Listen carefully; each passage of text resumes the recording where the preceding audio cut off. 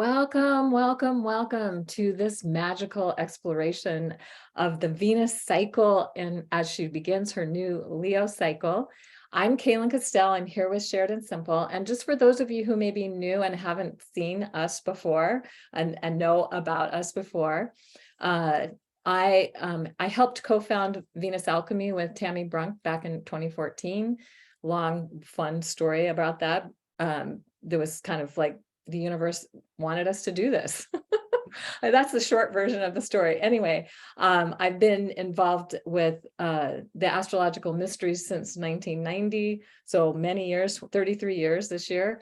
And the Venus cycle was something I was introduced to in 1995 when I was in my age 40 Venus return. That happened the following year, but that cycle started that Venus return, and I was aware of it, but I was only aware of it from the point of birth, like it comes back near your birthday, but not the whole 19-month cycle. And then I worked with it a little bit at my age 48 Venus return, totally worked with it at age 56. And then in 2014, we started leading people through the cycle.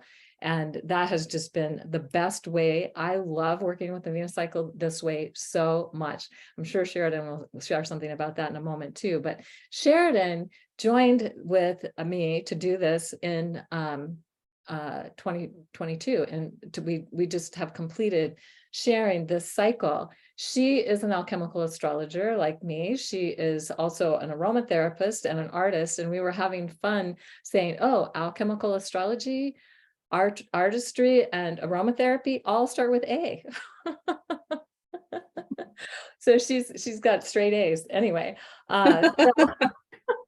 We've had just so much fun working with this cycle, and this is also Sheridan's Venus return cycle. So Sheridan, if you want to share a little bit more about your journey with how you came to this, that would be great. Yeah, I came into Venus Alchemy through a webinar that you and Tammy did during the Anana underworld, the other underworld, when Venus is on the other side of the sun from us. And I just learned, you all were teaching about it. I was checking it out, and I felt like it just explained my entire life existence, that I was born in the underworld, right? That's the signature that I have on my chart. And so I started immediately, I jumped into everything. I was so interested.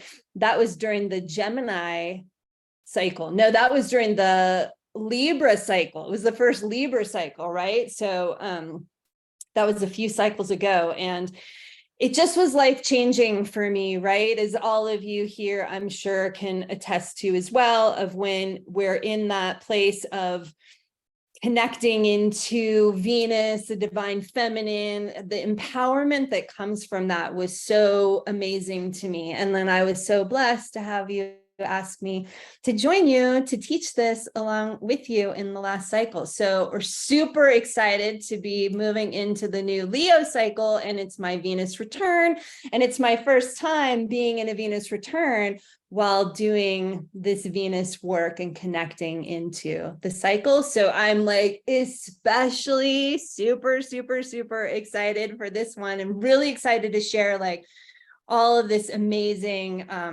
information today. So beautiful. Here we are. I did see in the chat that somebody said they were having trouble hearing. And so if that's true for any of you, you need to go to the lower left-hand corner and check the little microphone and click it up and look at your speaker and see what speaker, if you've got your speakers turned on in the correct way, because I think I'm hearing Sheridan. I think people are hearing us. So Yeah. Anyway. One other thing too, I'll just throw is sometimes Zoom, you connect in funny. So if you can't hear, you could leave and come back in. And sometimes often that will just fix all Zoom issues. So just throwing that out there as well. So that's also true. Yes. Beautiful. Okay. Hey, Venus is retrograde. So yeah, exactly. So things don't always work in the way we think they should. Yes. Yeah. Okay, so what to expect today is we are going to talk about Venus and her abundant alchemical cycle, right? Transformation, that's the alchemy, what she provides for us in her cycle. the Leo Venus cycle, the dates of it, and the magic within it, insights into this special Leo Metagoddis journey. Metagoddis, that's what we call the cycle of Venus is going to rise in Leo. So she's the Metagoddis that'll be with us throughout the entire cycle. Highlights of this Leo love journey. We'll connect into the Leo goddess with one of Kaylin's amazing invocations, and we'll drop into our heart centers. And then there's time for questions and sharing after the recording is done. Right. Awesome. Okay, so one of the things that we love to emphasize is how Venus is really representing an exploration of the divine feminine in all her many archetypes and phases. So there's so much more to Venus than the sign Venus is in, but also so much more to Venus than what often is described in mainstream astrology. Mainstream astrology usually says that Venus is about romance and relationships and personal aesthetics and values and money and material possessions. And I will admit that kind of gets me lit up because it's like such a limited view. Venus is the divine feminine expression, and she has many forms of being the divine feminine expression. I am Venus in Aries, so maybe this is part of the reason why, because that is the expression of the fierce feminine who's here on a mission, a cause, and a purpose. And she will be very committed to whatever she's committed to. And if she's in a relationship, she'll be very committed to that. I will attest to that. But personal aesthetics and values and money and all of those things have not been an interest of mine. So, I mean, and only enough to survive or to, to get by or get through, whatever that means. So this is a way of looking at Venus as in her many, many different expressions, especially whatever sign Venus is in, whatever metagoddess you have on the world stage, what phase Venus was in when you were born. All those things will give us insights into what your divine feminine expression is intended for this life. And it's really exciting to get that deeper insight. So she is the goddess herself, the divine feminine herself, in all her many aspects. And if we can think about it from this is just a few examples, from Aphrodite to Kali, to Anana to Sekhmet, to Hecate, and there's many, many more. And we do work with a lot of the goddesses during the cycle, especially as Venus goes through different signs and relates to different goddesses during the cycle. But we also have the overarching theme, and one of them in this cycle will be Sekhmet, and we're going to see more about her in a little bit. So this is also, as I said, I have Venus in Aries. Sheridan, is your Venus in Cancer? Yes. Yeah. Yes. Yeah. So we're both here to be in service to others. Mine is that fierce, protective, mission, purpose kind of thing. Cancer is a little bit more of the nurturing, create a safe space so everybody feels welcomed and safe to be in that space. So that's just one of the factors that we could look at in terms of the sign that Venus is in. So, but there's lots of variations based on the signature, as Sheridan already shared. She is a underworld Venus, so that adds a whole other understanding to that Venus in Cancer. And I'm an evening star Venus, which adds a whole other understanding to my Venus in Aries, because she's not going to go out and hack off heads. Like be the fierce warrior and go and do battle with everybody, because she's as the evening star, she's more grounded. She's going to take time to think about what she's doing. She's not going to rush into it. So it just gives you a little bit of an example of how that works. And one thing I love about this is that all of our expressions are right? There is no Venus is only happy in this certain sign, or Venus is only happy in this certain way, right? So our fiery, watery, airy, earthy, all our expressions of Venus, our connection to the goddess are right and valid and have a place at our table altogether. Beautiful. Okay, so attuning to the Venus cycle is a powerful initiatory journey, right? It's an initiation cycle that we go through again and again. And it is about actively attuning to the divine feminine within and around us, right? Bringing the divine feminine back onto the world stage through our own personal experience, but also bringing that energy back up to her elevated status. Learning to trust yourself and your intuition, right? This is so key and important, right? Tuning into the divine feminine. That's how we connect into ourselves more and more, is through that trust of our intuition.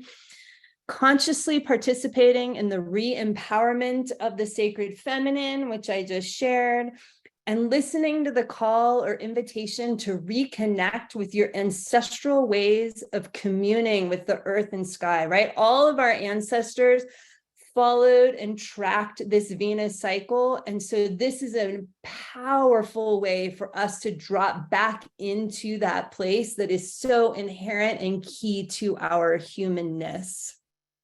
Oh my gosh, I love that, because what happened is, what we could say, most of our ancestors way back in the day were tracking this and attuning to this, and then we lost it. And so what we're doing here is getting it back, and the high magic that comes with when we're really working with the Venus cycle. And so conscious initiation in the Venus mysteries relating to the earth and sky.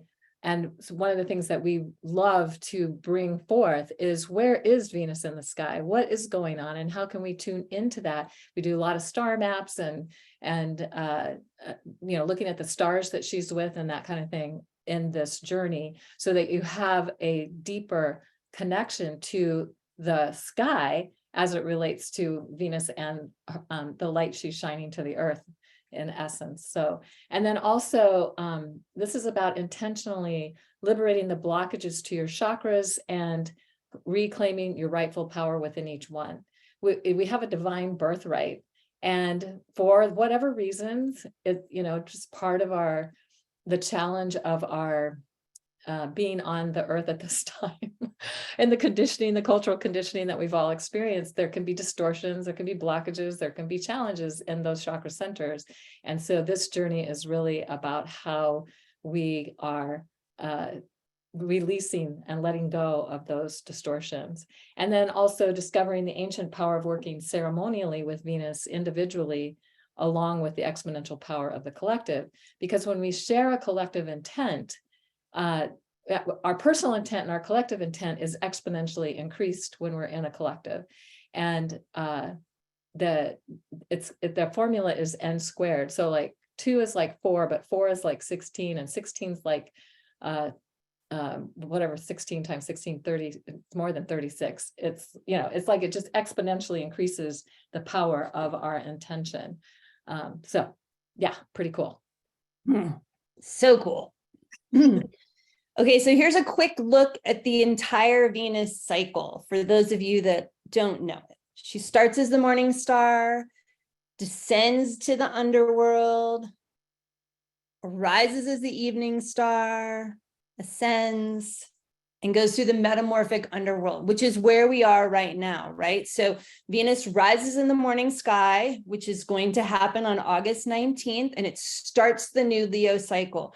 And then she descends through the chakra gates to the underworld when Venus passes on the other side of the sun from us.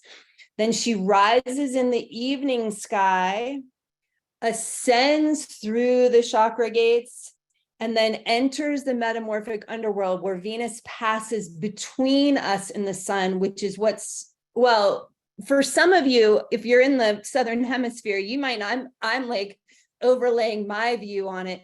We're not quite there. You could still be seeing Venus in the evening sky, but she's going to soon pass between us and the sun, and then she'll rise in the morning sky again. So this underworld piece is very personal to where we are in our location. So Venus has disappeared for me, but some of you could still be seeing Venus, and in the Southern Hemisphere, definitely you will still be seeing Venus for a little bit. So this is just a general, really quick overview, but we have a longer video on our homepage at venusalchemy.com if you want to dive more into this and understand it deeper.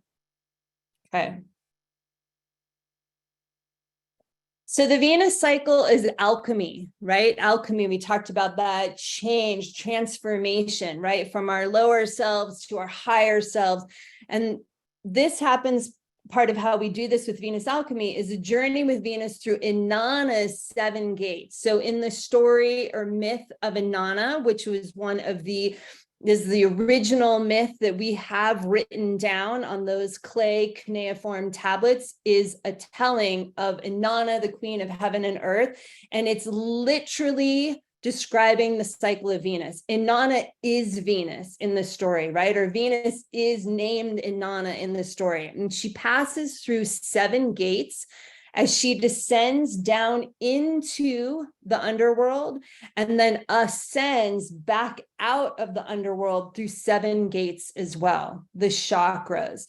It's a myth with massive implications for our current time, right? As we co-create with the goddess to bring the divine feminine back into her rightful power. This story describes the collective descent into and now renewal out of the patriarchal culture. It offers us a personal initiatory death and rebirth process orchestrated by the divine feminine, right? So it gives us an opportunity to walk through that shamanic cycle, that shamanic initiation of a death to something that doesn't serve us, serve our souls, serve our higher purpose, so that that energy can be released and then we can be reborn into more of who we truly are. And we came here to be in greater alignment with the divine feminine, with the goddess. So descending is the morning star phase of Venus. We clear and cleanse our chakras of blockages and distortions, right? That Kaylin was mentioning before. And ascending, the evening star phase of Venus, we reclaim our rightful power at each of our chakras on the journey back up out of the underworld. So this is what's happening, kind of this, it's giving us a little bit of a peek at what's happening in the current cycle, but also how Venus rises up. So Venus is with the sun. She's going to be exact with the sun on August 13th. And then she's going to come up over the horizon on August 19th.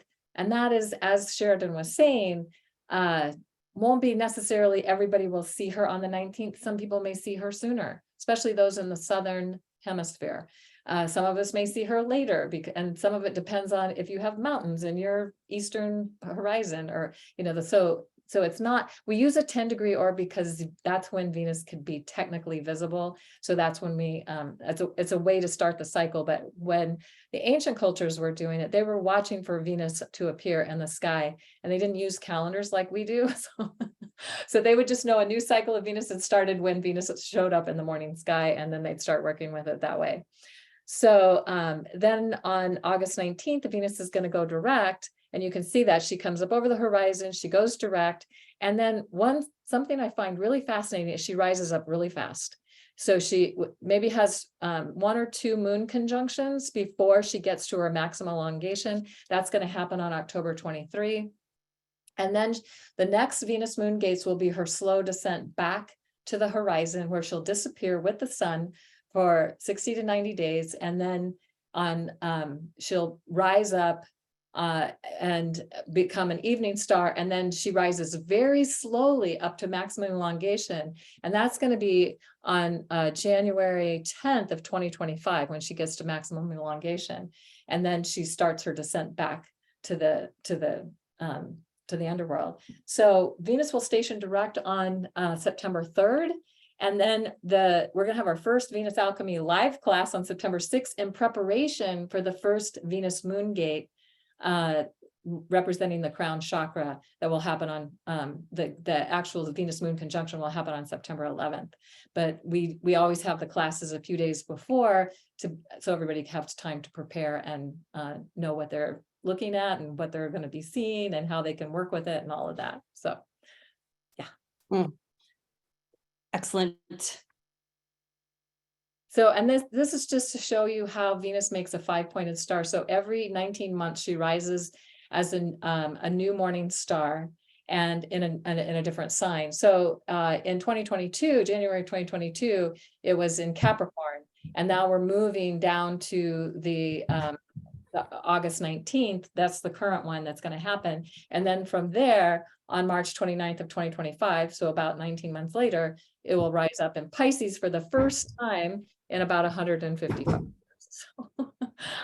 So that'll be an exciting one to look at too, but we're focused here on the Leo cycle currently. And then it goes over to the Libra, and then it goes to Gemini, back to Capricorn, then back to Leo. So over every 8 years, Venus is coming back to a starting place within a couple of days. Sometimes it's 1 day, sometimes it's 2, sometimes it's 3 days that she comes back to the starting point. Okay. So the Leo Virgo Metagoddis return, right? So Kaylin was just talking about how Venus moves through that 5-pointed star through the sky over the 8-year period. And here we're going to focus on the Leo cycle, which was Virgo cycle. So the Virgo Metagoddis became the Leo Metagoddis in 1975. So that point of the star was in Virgo for 100+ years. And then the way that the cycle moves, it retrogrades back through the signs. So then it moved into the Leo cycle, started in 1975. So I was born in the last Virgo cycle. So I have the Virgo Metagoddis, but now at my first Venus return, she moved into Leo, and that became my Metagoddis as well, right? So it's like both and kind of a situation for those of us that are born that the cycle changes. And then the Leo cycle has been going through and will be there for the rest of my life, all of our lives. Well, yeah, depending upon when you were born. About 104 years it's in Leo, the rise of this morning star in Leo. So, depending on how old you are, you might, if you're later in the cycle, you might live long enough to go through another change.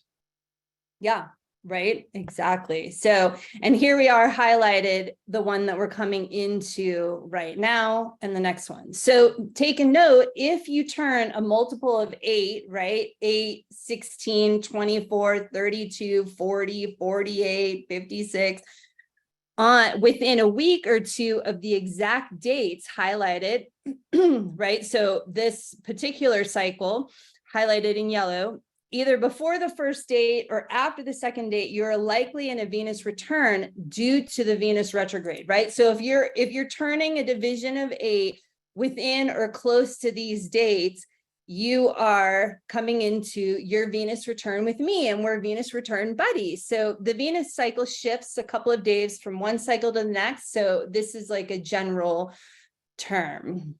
Yeah. So it's interesting when people, if you have Venus retrograde, or you're very near the time in a stationing retrograde in the evening sky, it sometimes means you spill into the next cycle, and it has its own unique challenges to sort out. And sometimes we just have to look at what's really going on for a person in their life to get that completely sorted out. But the other thing is that, so if you're in a Venus return, this is definitely, I have to say, for me, having worked with my Venus return since age 40 has been life-changing.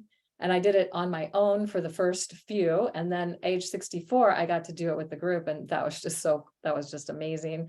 And so so to work with it, but even just to work with it on your own can be amazing. So if you don't feel like you want to do the journey with us, you can do the journey yourself and just go out and see the Venus moon conjunctions, go out and work with the chakra energies, just have the intention, and it will be transformative for you for sure.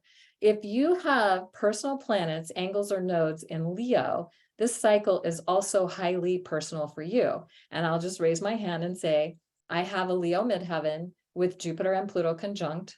And the Leo Venus cycle, when I go back and track back to 1975, has been highly significant for me. Definitely things that were changing in my life, that were going on, that I didn't necessarily understand way back when, but I can look back and go, oh, I was being called into the opportunity to have greater self-love, to be more sovereign, the things that we're going to be focusing on in this Leo cycle, which we'll talk about a little bit more in a minute. So yeah, so it can be very empowering to work with this cycle for those who have strong Leo in their chart. Yes. And then no matter what, it's still the whole Venus cycle that we are all going through. So it's powerful to work with this regardless of where Leo lies in your chart, or if it's a Venus return or not. It's just you're in a bigger cycle if it is related to your chart individually. But we all have Leo on our chart somewhere, and we all have Venus somewhere. So we all have, and this is an opportunity for all of us to come into greater self-love, self-confidence, self-approval, self-acceptance, self-respect, really greater self-sovereignty, and moving away from the self-criticism, self-judgment, and all of those things. It's like releasing and letting that go. So this cycle is really helpful for helping to elevate us into knowing that we're divine beings and that there's nothing we have to prove. We just show up and be who we are. Well said. So here we have the Venus rising as a morning star on August 19th. So you can see there's a little bit of glow of the sun on the horizon, but Venus is bright enough and close enough to the earth that she can be visible when she rises. And so this is the on the left-hand side is where you just see Venus, and also she's 10 degrees from the sun. So that's the measurement that we use. 10 degrees from the sun is when a planet typically becomes visible.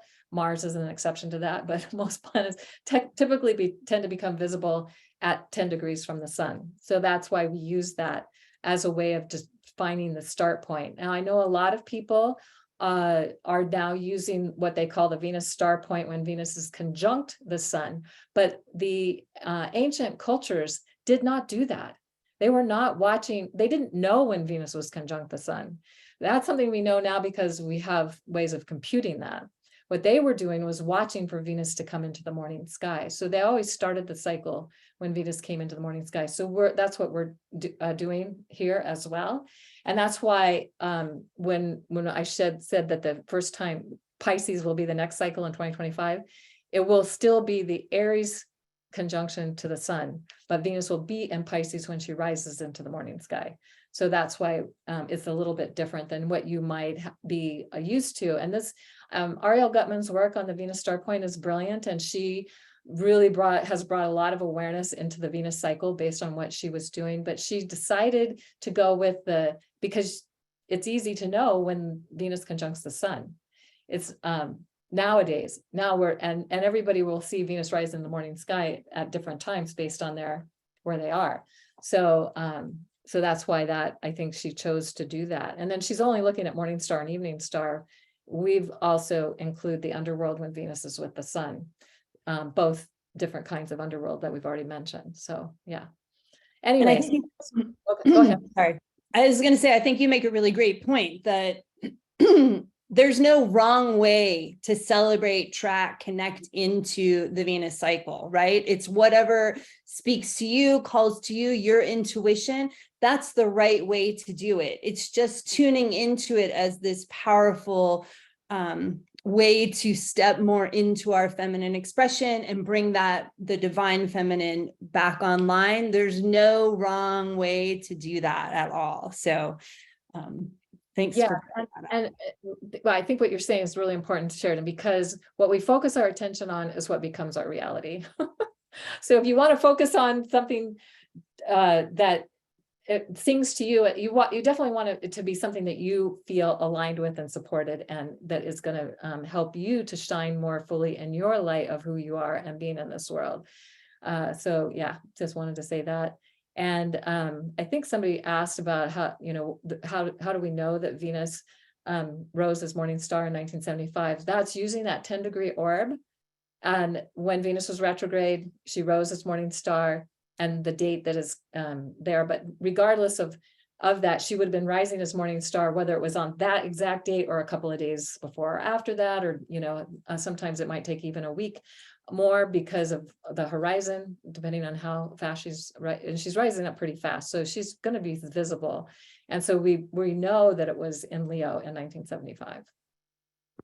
And that also a great way to think about it too is that it's like the cusp, right? We're transitioning. These are huge celestial bodies, and we're transitioning from one into the next. So it's okay to let that date and those timings be a bit amorphous, right? So this is a way that we do it at Venus Alchemy, but other people do it in other ways. And again, it's like a both and, right? It's all correct. And it's all a way to tune into this shifting, powerful energy that's available to all of us.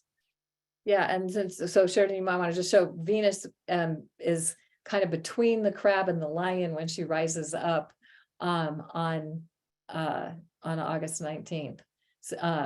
So if she becomes visible later for you, she'll be closer to the lion. If she becomes visible sooner, then she'll be closer to the crab. So anyway, we like to really help people see where that's at. It's probably not going to be something you'll see on the 19th, but over time you get to see the Venus Moon conjunctions, and you get to see the stars behind that are also helping to inform each of those chakra gates. Yes. Okay, so a powerful goddess for us during this Leo Venus cycle is Sekhmet, right? The Egyptian goddess. And I love this quote from Nikki Scully, which we're going to be, there's an opportunity if you're interested to dive into working through more of this alchemical initiation through Nikki Scully's book about Sekhmet. And here's a quote from her book. Sekhmet's mind was expanded and her heart opened when she was able to see with the new eyes of compassion what she had done. Her rage was transformed into love. And love, self-love, this is so much what this Venus cycle in Leo is offering us. So when we look at the Leo, so we focus on the Metagoddis that is for the Venus cycle as we go through each of the chakra gates and attune to the timing from the Leo perspective, if that makes sense. So this is really about understanding and celebrating the importance of healthy self-love in creating a more joyous world. And when we are in that place of greater self-love and joy, then that is the energy we're rippling out into the world, and that changes everything. And if there's enough of us doing it, we can change the entire collective reality. So that's part of our mission. Okay, and then reclaiming our innate divine essence and creative expression. And part of it is that in the more dominator culture, the belief is that we're not just okay the way we are when we're born with some kind of sin, original sin idea, and that this idea of being divine beings, being born into this reality, has been sort of conditioned out of us, if that makes sense. And so this is about how do we reclaim and know that we are divine beings and we have a divine birthright. So we'll be focusing on that, and how do we reclaim that for ourselves. So knowing our divine self through loving confidence and showing up and freely, I don't know why it says sand, freely shining our love light because we can. Oh, and free, I don't know, a little error there. That's kind of funny. Anyway, loving ourselves no matter what, even in the darkest, most challenging places. And this is the time when I find, and probably most people find, the most challenging is to go, wow, it's still great that I have this life, and I've been given this gift of life, and that I am a divine being having a human experience. Can be really challenging, but how do we love ourselves and know that that is true, even when it looks kind of dark all around us, or we're going through challenging places. So it's also about releasing the pain of domination, manipulation, unnecessary hierarchy, and power over. And one of the things about the Leo archetype is that it's often associated with the king, the queen, the leader, the shining star. But when Leo's really healthy, it's not to outshine others. It's to shine and shine with others equally, and to inspire others to shine their own light. I've shared this many times before, but the last line of this Marianne Williamson quote is that when we allow our own light to shine, it gives permission to others to do the same. So that is our intention and how we are working with this Leo cycle. And then recognizing we can accomplish far more together, celebrating love of the divine within all life. Woohoo! Woohoo! And then I did a summit end of last year called, it was the era of the Empress. And so I was thinking about this new Leo cycle coming up, and I was like, oh my God, she's the Empress also. So we're going to be working with this energy as well. And the Empress in the tarot card, she's actually embodying the power of healthy self-love, and she recognizes her divine essence, and that it's in service to the greater collective and inspires others to nurture the divine love light within. So the Empress represents the planet Venus in the tarot. So that's something, so we know that this is true. And especially when Venus is going through her Leo cycle. So her throne is in nature, representing the beauty of our natural world. I love that. And this card shows her throne in nature. Sitting upon her throne, she knows everything she needs to shine her light and live her purpose is already hers. It's just opening to receive it and to recognize that it's there. And so that's part of what we'll be also working with. And she knows she's the source. She is sourced with ideas from her subconscious that are hers to creatively bring forth. So it can be a highly creative time. And Sheridan, being the artist that she is, can probably speak to that too. Anyway, and she's the embodiment of action through growth and fertility in the natural world. And what she knows or believes from the heart is guided by the secrets of life, because she takes the time to listen and learn.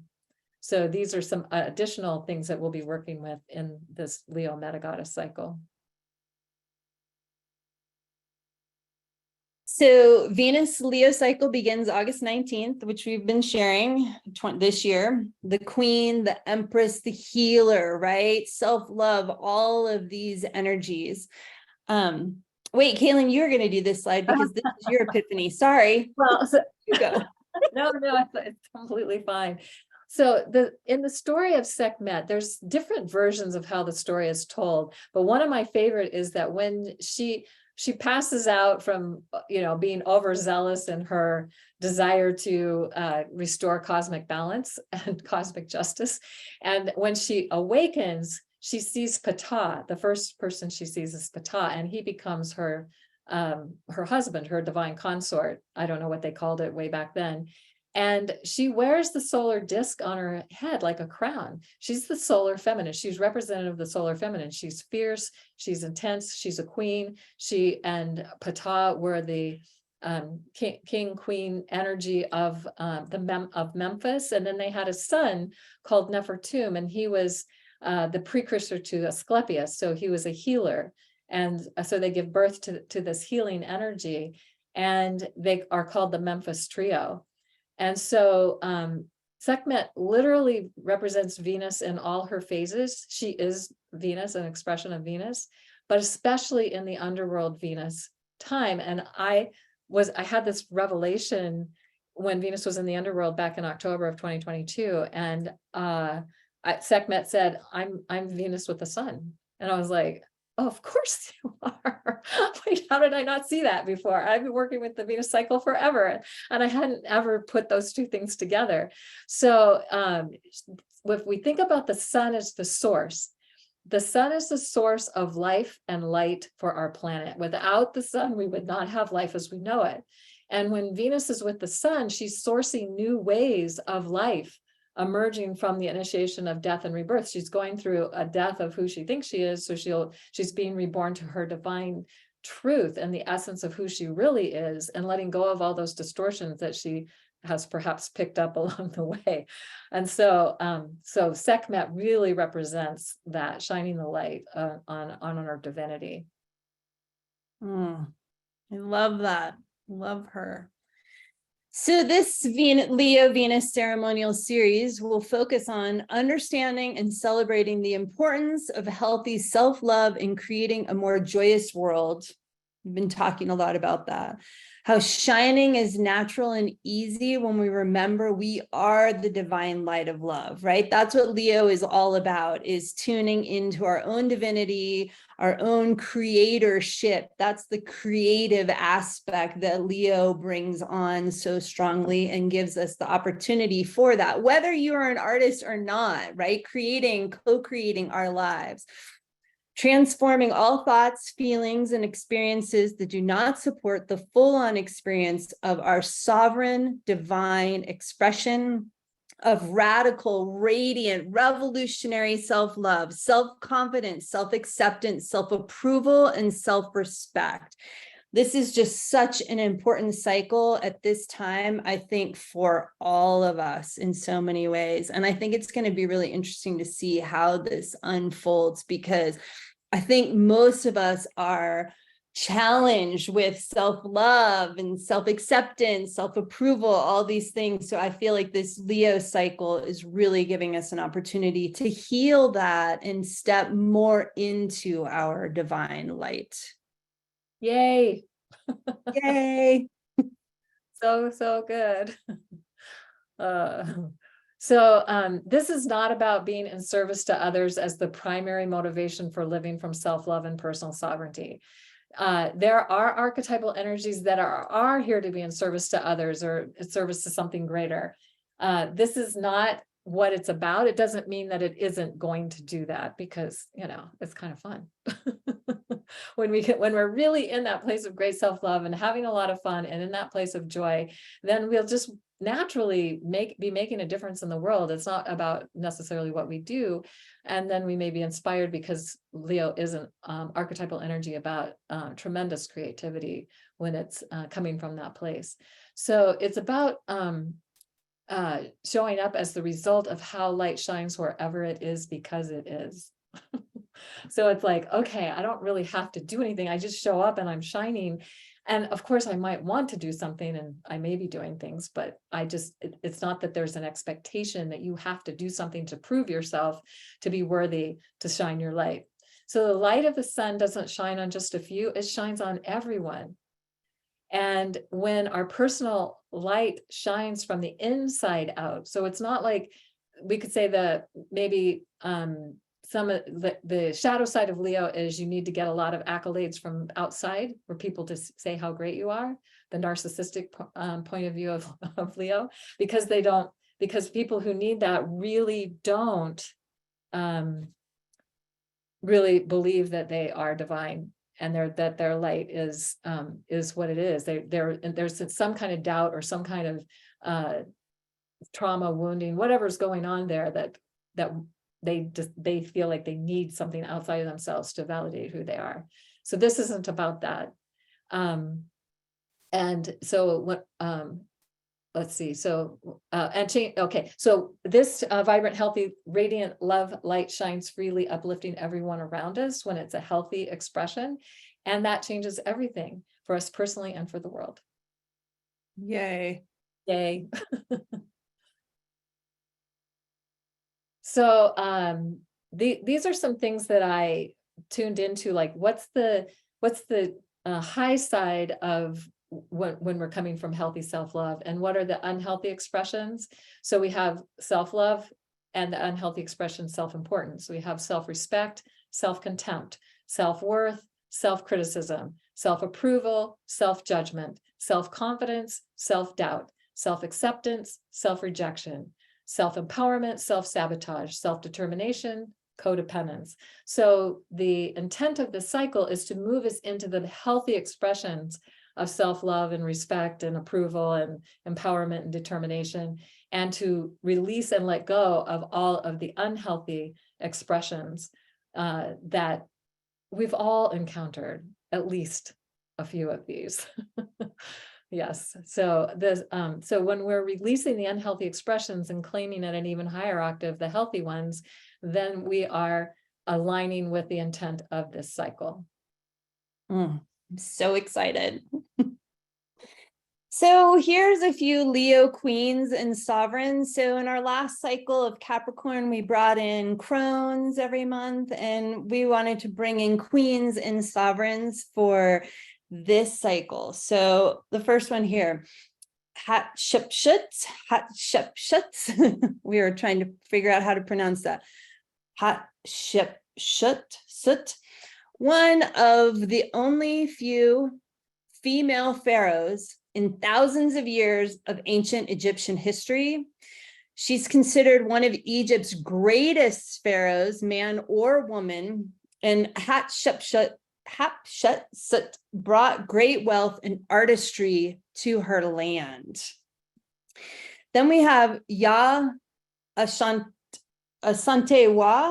Queen Mother of the Ashanti Kingdom, which is present-day Ghana, and her leadership and advocacy of women in power permeated throughout the kingdom, challenging archaic gender roles, which I think is so appropriate for the Venus cycle in general.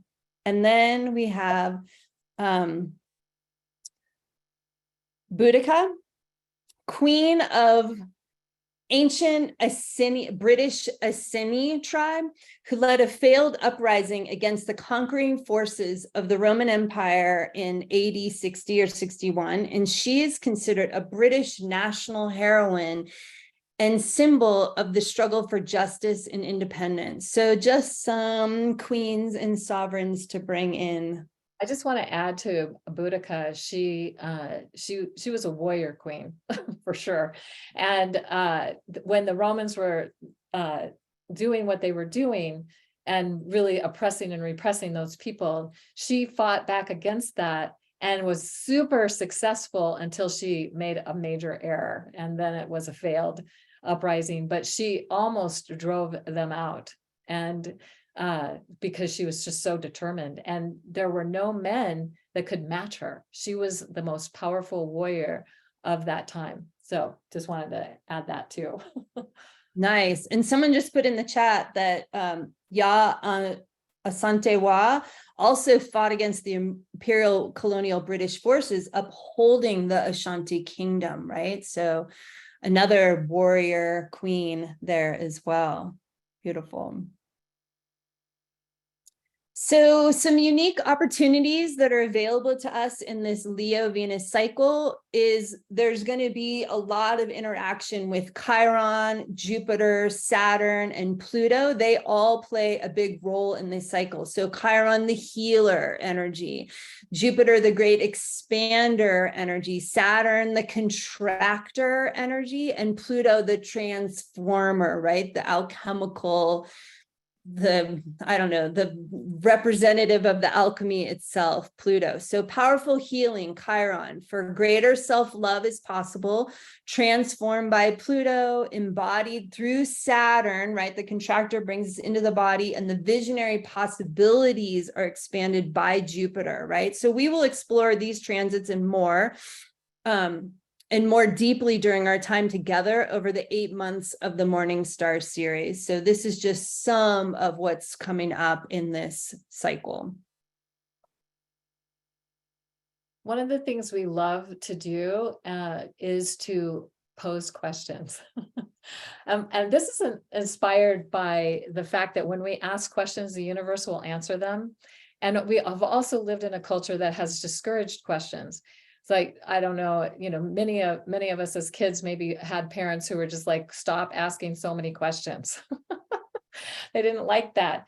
And perhaps it was annoying. I don't know. But anyway, but also that the powers that shouldn't be or have been and shouldn't be or don't want questions asked, because then that might bring up something that they're not prepared to answer, or they don't really want to have answered. So we have been conditioned. And in fact, there's the story of the search for the Holy Grail. And one of the knights, I'm trying to think of his name right now, but anyway, he didn't ask a question on his Grail search because he had been taught it was impolite to ask questions.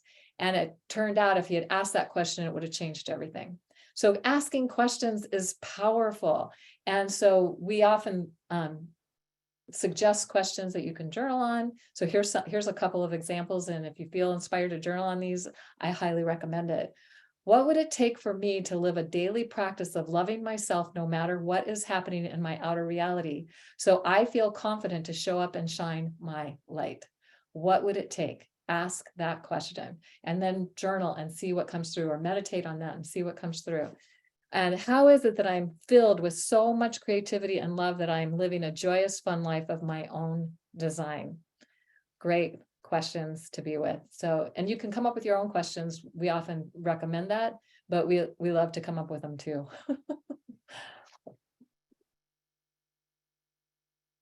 And so also another thing we love to do is create invocations, prayers, intentions for each of the gates around the chakras, and also to honor the Leo Metagoddis. So here's an invocation to her.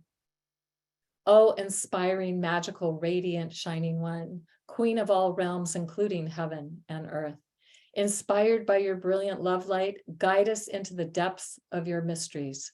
Thank you for blessing us with your radiant love light, transforming all lower vibrational energy into the higher vibrational energy of loving kindness, the divine love light that has always been our birthright. Thank you for guiding us to genuinely experience healthy self-love, self-confidence, and self-respect, no matter what is happening in our outer reality. Thank you for assisting us in transforming our awareness so that we know how to truly love ourselves, and in so doing, we inspire others to do the same. It is done, it is so, and we give thanks. Blessed be. Blessed be. And then we'll finish our time together today with the heart breath invocation from this book, Sekhmet, Transformation in the Belly of the Goddess by Nikki Scully. And I'm bringing this in because we always have a ceremonial aspect to all of our gatherings, but we're going to, if you're interested, there'll be an opportunity to dive into working through this alchemical process from Nikki Scully's book all together. So let's just finish our time with a few moments of the heart breath invocation written by Nikki Scully. So relax and take a couple of deep grounding breaths. Look within to find the eternal flame that dwells in the sanctuary of your heart center. As you bring it into focus, accessing whatever inner senses are available to you, sight, hearing, feeling, knowing, or imagination, feed your heart flame with love.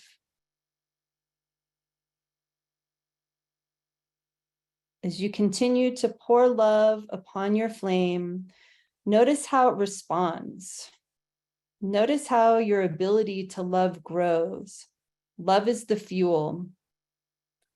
As you continue to pour love upon your flame, it may brighten, intensify, or in some way grow and spread warmth and light throughout your being.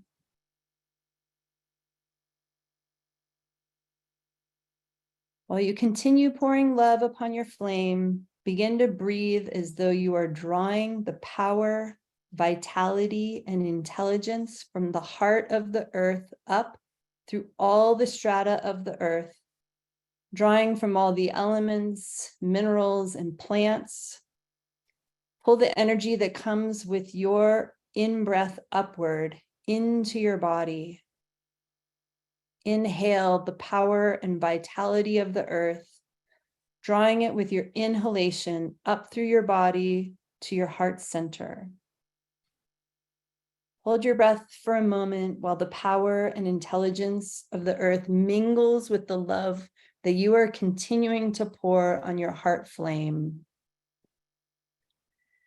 As you exhale, your nourished breath radiates out from your heart center, igniting every cell of your body with vitality, intelligence, life force, energy, and love.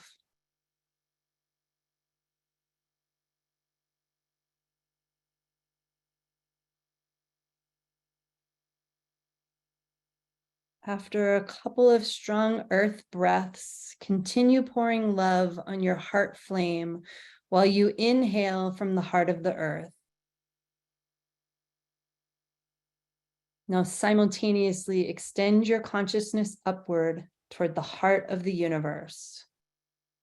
While you are inhaling the power of earth, you can also inhale from the sky, drawing down the power, vitality, and intelligence from the star nations and all the intelligence of the universe that surrounds and permeates all of creation. As the power of above joins the power of the earth in your heart center, see, feel, know, imagine the further nourishment of your heart flame.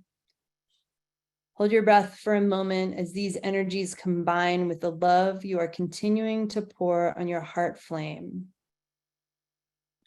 With each exhalation, experience the growing life force energy, intelligence, love, and radiance that extend throughout your body and beyond.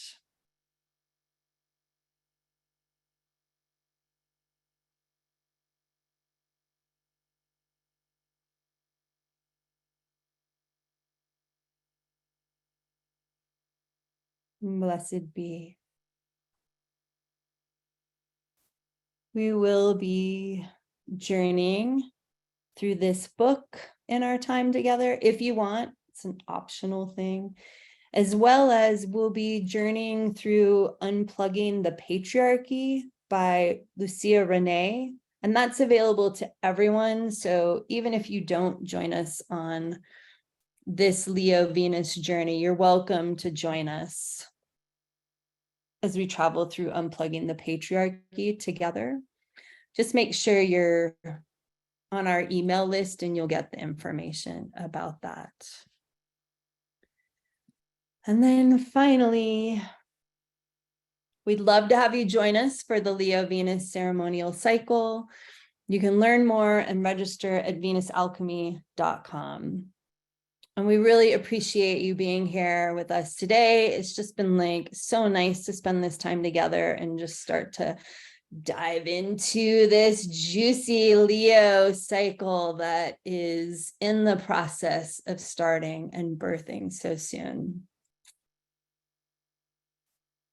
Anything you want to add before we finish, Galen?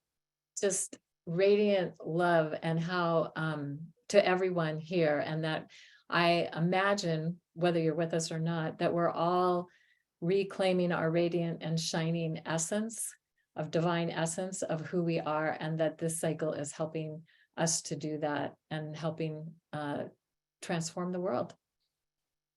Thank you. And if you're here live, you can stay tuned and we will stick around for questions and sharing. Thank you so much.